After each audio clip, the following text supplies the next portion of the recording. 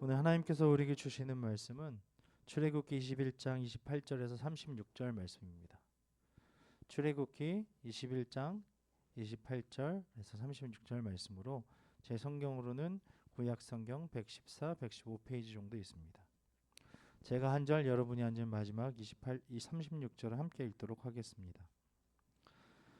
소가 남자나 여자를 받아서 죽이면 그 소는 반드시 돌로 쳐서 죽일 것이요 그 고기는 먹지 말 것이며 임자는 형벌을 면하려니와.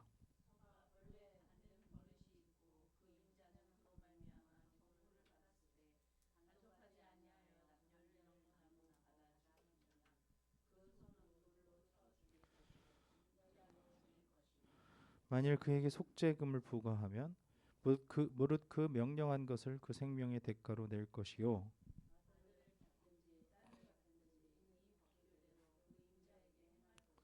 소가 만일 남종이나 여종을 받으면 그 소임자가 은 30세겔을 그의 성전에게 줄 것이요 소는 돌로 쳐서 죽일지니라.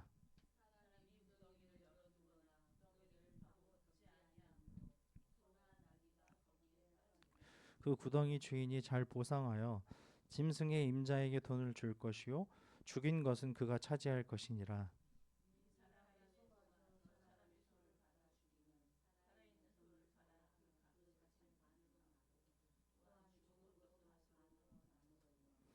그 소가 본래 받는 버릇이 있는 줄을 알고도 의임자가 단속하지 아니하였으면 그는 서로 소를 갚을 것이요 죽은 것은 그가 차지할 것이니라.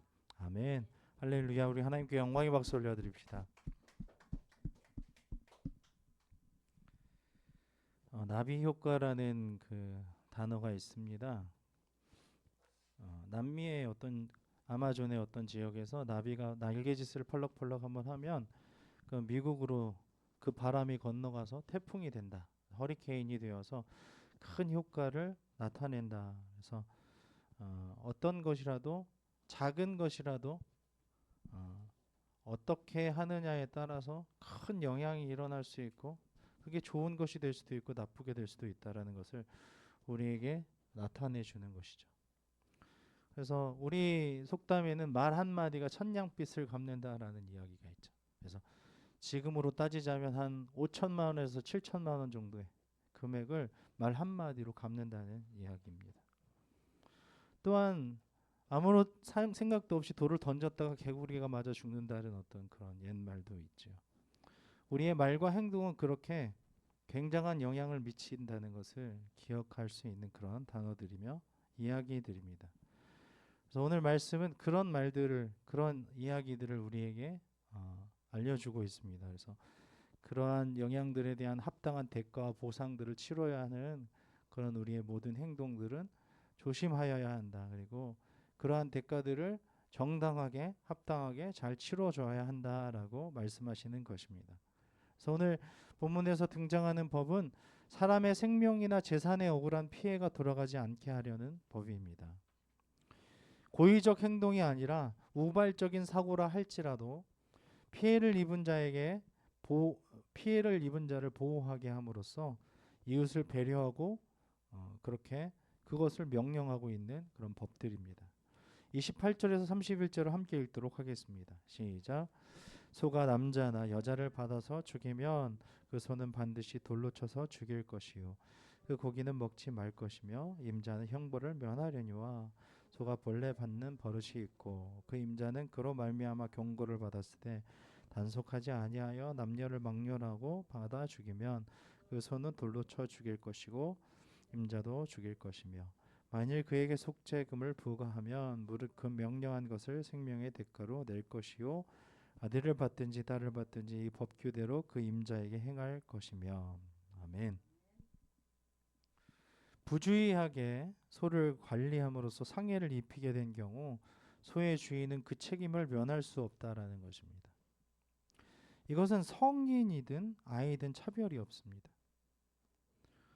이는 여호와께서 이스라엘이 어떤 모습으로 서가기를 원하시는지를 보여주는 분명한 예입니다. 이렇게 하면 아이든 성인이든 우리는 이제 촉법 소년이라고 해가지고 이렇게 형을 낮게 아주 가볍게 처리하는 경우가 있는데 성경에서는 분명히 아이든 성인이든 이렇게 그 대가를 치러야 된다고 얘기하고 있는 것입니다.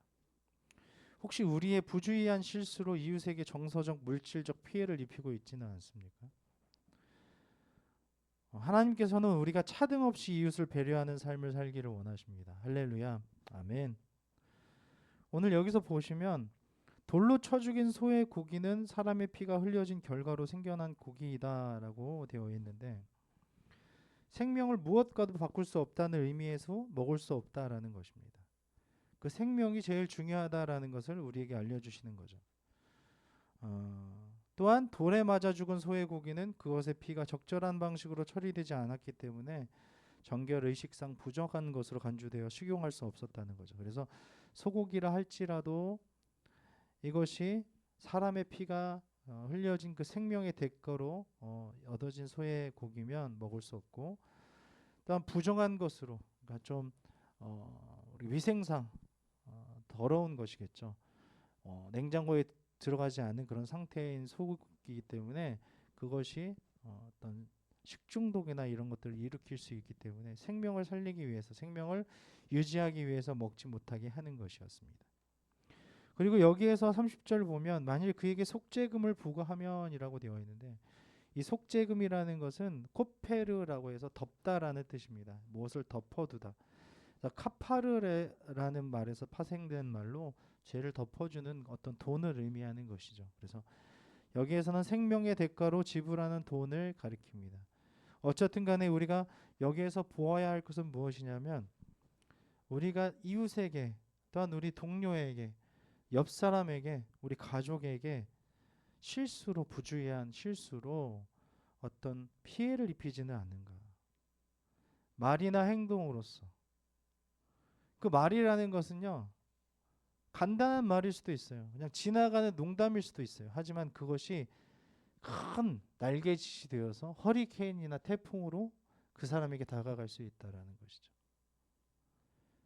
그래서 우리의 말을 조심해야 할 줄로 믿습니다. 입술에 파수꾼을 세운다는 것은 그런 것입니다. 필터링이 되지 않는 우리의 입술에서 나오는 말은 모두가 독이 될 수밖에 없습니다. 그게 어때서? 그런 말은 누구나 할 수 있지 않나? 뭐 그런 거 가지고 상처를 입을 수 있겠어? 이렇게 생각할 수 있겠지만, 왜 그런 말을 했지? 내가 왜 무엇을 잘못했지? 내가 그 사람에게 그런 말을 들을 만한 사람인가? 왜 그런 행동을 하지? 왜 나한테 함부로 저렇게 행동하고 있을까? 이런 생각이 들게끔 하는 것은 다 잘못된 것이라는 것입니다. 나아가서는 생명을 해치는 것일 수도 있습니다. 왜냐하면 그런 한마디 말이 교회를 못 나오게 한다는 말이라면 그 사람의 영혼은 죽어가는 거기 때문에 그렇습니다. 내가 하는 말이 굉장히 중요하구나. 이 말로 생명을 살릴 수도 있고 죽일 수도 있겠구나. 하나님의 말씀은 우리의 생명을 살리시는 말씀입니다. 할렐루야. 아멘. 하나님의 말씀은 살았고 운동력 있어. 그렇게 말씀하시잖아요. 살아있는 말씀이시고 우리를 살리는 말씀이십니다. 태초에 말씀이 계시니라 그러면서 그 하나님이 그 말씀과 계셨고 그 말씀이 하나님 예수 그리스도이시잖아요. 그 말씀이 계신 곳은 영혼이 살아나고 그 생명이 살아나는 삶을 살아가는 삶입니다. 우리 입에서 나오는 말도 똑같은 말씀이라는 거예요. 성령으로 하나님의 말씀을 말하는, 큰 일을 말하는 것을 보게 되었다라고 사도행전에서는 이야기하고 있지 않습니까? 우리에게 나오는 그 말 한마디가 매우 중요합니다. 그래서 3번을 생각하라라고 얘기를 하는데, 많은 어르신들이 지혜자들의 그 말보다 더 중요한 것은 100번을 1000번을 생각해도 내가 이 말을 해서 저 사람에게 상처를 주는가, 이 말을 해서 유익이 되는가, 오히려 해가 되는가, 독이 되는가 생각해서 말을 하고 행동을 하는 것이 하나님께서 우리에게 오늘 주시는 귀한 말씀일 줄 믿습니다. 아멘. 32절을 함께 읽겠습니다. 시작. 소가 만일 남종이나 여종을 받으면 소 임자가 은 30세겔을 그의 상전에게 줄 것이요 소는 돌로 쳐서 죽일지니라. 아멘. 소가 아들이나 딸이 아닌 종을 받아 죽였을 때는 은 30으로 손해 배상을 하고 소는 죽입니다. 성경이 종들의 생명을 귀하게 여기지 상전이 종들의 생명을 귀하게 여기지 않았기 때문이 아닙니다. 이런 명령은 고대 근동의 사회적 문화적 배경에서 나온 것입니다. 당시에는 종을 주인의 소유 재산의 일부로 간주했죠. 그러므로 주인의 재산에 피해를 입힌 것이므로 그 손실을 배상해야 한다라는 것으로 지금 이야기하는 것입니다. 여기서 나오는 은 30세겔은 당시 종들의 일반적인 몸값이었는데 오늘날로 얘기하면 4데나리온이에요. 4데나리온은 4일치의 품삯이죠. 오늘 우리가 요즘 이제 최저임금으로 따지자면 하루에 10만 원을 번다고 하면 한 40만 원 정도의 돈을 주면서 이렇게 대가를 치러라 얘기하는 거죠.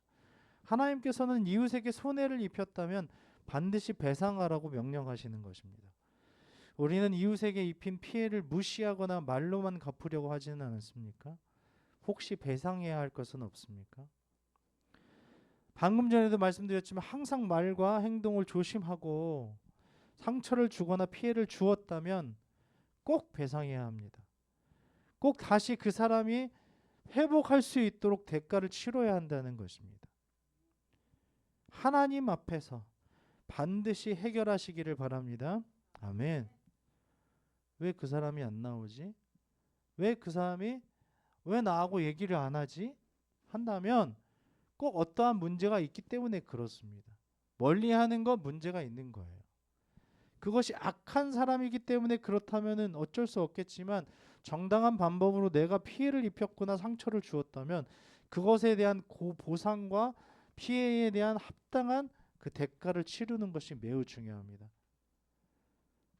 그렇게 해야 될 줄로 믿습니다. 아멘. 우리가 화해하며 또 이렇게 용서를 구하는 것도 매우 중요합니다. 나 자존심이 세. 내가 뭘 잘못했는데? 다 잘한 거야. 이거는 결과만 좋으면 다 좋은 거 아니야 라고 얘기할 수 있겠죠. 하지만 과정이 매우 중요하다는 사실입니다. 한꺼번에 세상이 딱 만들어졌는지 아십니까? 하나님께서 그 과정을 선하게 이끄셔서 이 세상을 파티션하고 나누시고 위아래로 나누시고 앞뒤로 나누시고 이것을 다 이렇게 선하게 만드신 줄 믿습니다. 이 세상의 공기를요 다 순환하고 계시는 거예요. 지금 바람이 엄청 불잖아요. 이것도 다 과정이 있다는 것이에요. 봄에 꽃이 피는 것도요 그 한이바람이라고 바람이 불어서 그것을 열어주고 그 다음에 어떠한 과정을 통하여서 꽃이 피게 하시는 것이라는 것입니다. 이건 내가 결과가 선하기 때문에 괜찮아, 사과할 필요 없어, 용서를 구할 필요 없어 라고 생각하면 굉장히 잘못된 것입니다. 어떠한 문제를 해결하려면 근본적인 문제부터 우리가 접근해야 한다는 거예요. 내가 무엇을 잘못했지? 어떠한 말을 잘못했지? 어떠한 행동을 잘못했을까? 거기서부터 시작하는 겁니다. 그래서 깨달았다면, 알아차렸다면 거기서부터 그 사람에게 찾아가서 용서를 구하고 화해를 하고 적절한 대가와 화해의 어떤 해결 방안을 제시하는 것이 매우 중요하다는 것입니다. 오늘 말씀은 그것을 얘기하는 것입니다. 굴욕적으로 하라는 것이 아니에요. 하나님 앞에서 당당하게 우린 하나님의 자녀로서 그것을 해결하는 것입니다. 그렇게 할 때 떳떳하고 당당한 믿음의 용사로 하나님의 자녀로 하나님 앞에 우뚝 설 줄 믿습니다. 아멘. 33절과 34절을 함께 읽겠습니다. 사람이 구덩이를 열어두거나 구덩이를 파고 덮지 아니하므로 소나 나귀가 거기에 빠지면 그 구덩이 주인이 잘 보상하여 짐승의 임자에게 돈을 줄 것이요 죽은 것은 그가 차지할 것이니라. 아멘. 어떤 사람이 파놓은 구덩이에 소가 빠져 죽게 되면 구덩이를 판 사람은 소의 주인에게 소 값을 배상해야 한다는 것입니다. 비록 고의가 아니라 할지라도 자신의 일을 잘 처리하지 못함으로 다른 사람에게 피해가 발생한 경우입니다. 그 36절에도 보면 자신의 소가 평소에도 들이받기를 잘하는 버릇이 있는 줄 알면서도 단속을 소홀히 한 결과로 다른 소를 받아 죽였을 경우 소를 소로 갚아야 한다라고 말씀하고 있지 않습니까? 그때 받은 소의 주인은 동해 보복법에 준하여서 자신의 소를 소의 임자에게 넘겨줘야 했다는 거죠. 그렇지만 죽은 상대편 소는 자신의 목이 되었다는 것을 36절은 우리에게 이야기하고 있는 것입니다. 우리가 열심히 일했지만 일하는 과정에서 다른 사람에게 피해를 입혔다면, 또한 그러한 것을 알면서도 그것을 그대로 묵인하고 가만히 놔두었다면, 이것은 학교에서나 가정에서도 마찬가지라는 것입니다. 저러한 범죄들이, 저러한 피해들이, 저러한 어떤 학폭들이 일어나는데도 불구하고 그냥 묵인하고 있다라면 그것도 마찬가지라는 것입니다. 그런 사람에게 피해를 입혔다면 그 피해를 보상해 주어야 한다라고 얘기하죠. 일의 결과만 중요한 것이 아니라 그 일의 과정에서 다른 사람에게 미치는 영향도 중요하다는 것입니다. 우리는 우리 일에만 급급하여 다른 사람에게 피해를 주는 것은 소홀히 여기지는 않습니까? 뻔히 알면서도 그냥 눈 감고 있는 것, 그 하나님이 보고 계신다는 것입니다. 우리의 작은 생각과 행동 하나하나, 그 말 한마디가 다른 사람에게 큰 영향을 미칠 수 있다는 것입니다. 물질적인 피해, 건강상의 피해, 관계적 어려움, 신앙에서 멀어지는 것들, 교회를 나오지 않고 하나님을 멀리하는 것들, 교회와 하나님의 집을 영영 떠나게 할 수도 있는 것입니다. 우리가 어떤 말이나 행동을 할 때 그것을 받아들이는 다른 사람에게 미칠 영향과 결과를 생각하면서 행하시기를 바랍니다.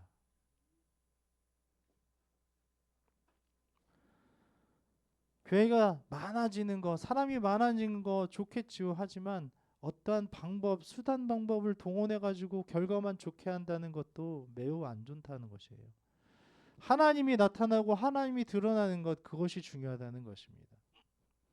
하나님이 이 방법에 대해서, 이 과정에 대해서 선하게 생각하실까? 이런 것들을 생각해 보는 거예요. 내가 이렇게 다가가서 저 사람에게는 어떠한 영향들이 미쳐질까? 이기적으로 보이지는 않을까? 그것만 옳다라고 생각하지 않을까?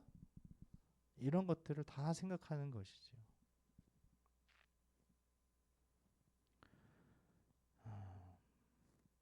이렇게 행하셔서 실수가 없이 온전히 하나님이 기뻐하시는 그 영향들을 미치며 살아가시기를 우리 주님의 이름으로 축원합니다. 아멘. 오늘 우리에게 무엇을 말씀하십니까? 작은 말과 행동 하나하나를 미칠 영향을 생각하면서 하는 것입니다. 또한 그 과정을 보면서 결과가 선하다고 과정을 무시하지 말고 그 과정 안에서 하나님께서 우리를 어떻게 인도하시는지 보게 하시고, 또 우리가 어떠한 영향을 미쳤다면 그것에 대한 책임과 대가들을 온전히 치러가면서 하나님의 나라를 바라보는 우리가 되기를 소망합니다. 그래서 마침내 참 잘했다, 그런 어려움 가운데서도 잘 결정했구나, 대가를 잘 치렀구나, 내 아들아 내 딸아, 이렇게 칭찬받는 우리 모두가 되시기를 주님의 이름으로 축원합니다.